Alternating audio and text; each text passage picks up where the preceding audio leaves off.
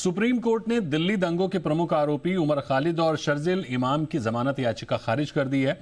Court ने दंगों में शामिल 5 अन्य आरोपियों को 12 शर्तों के साथ जमानत दी है। सुप्रीम कोर्ट ने कहा कि उमर खालिद और शर्जील इमाम की भूमिका अन्य आरोपियों से अलग है और दोनों के खिलाफ साजिश के पर्याप्त सबूत हैं। ये रिपोर्ट देखिए।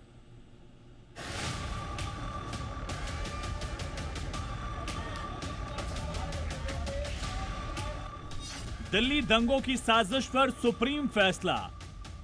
उमर खालिद शर्जील इमाम की याचिका खारिज। जेल में ही रहेंगे शर्जील और खालिद। दिल्ली दंगों के आरोपी उमर खालिद और शर्जील इमाम को सुप्रीम कोर्ट से तगड़ा झटका लगा। सुप्रीम कोर्ट ने न सिर्फ दोनों को जमानत देने से इनकार कर दिया, बल्कि कोर्ट ने सख्त टिप्पणी करते हुए यह भी कहा दोनों पर पहली नजर में यूएपीए के तहत केस बनता है। हालांकि केस से जुड़े अन्य 5 आरोपियों गुलफिशा फातिमा, मीरान हैदर, शिफा और रहमान, सलीम खान और शादाब अहमद को कोर्ट ने सशर्त जमानत दे दी है। जो भी उच्चतम न्यायालय ने फैसला किया है, रिकॉर्ड के आधार पर फैसला किया है। उन्होंने बाकियों को बेल दी है, इन दोनों को बेल नहीं दी। तो मुझको लगता है कि कुछ ना कुछ रिकॉर्ड में ऐसा होगा जो इनका केस दूसरों से जुदा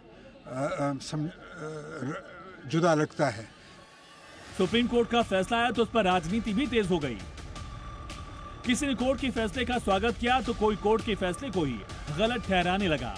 इसमें सबसे आगे रही पीडीपी नेता महबूबा मुफ्ती की बेटी इल्तिजा मुफ्ती, जो सुप्रीम कोर्ट के फैसले पर भड़क गई। इस पर बड़े सवाल खड़े कर दिए। वहीं शिवसेना यूबीटी सांसद प्रियंका चतुर्वेदी ने कहा, उम्मीद है जल्द चार्जशीट दायर कर कार्रवाई शुरू की जाएगी।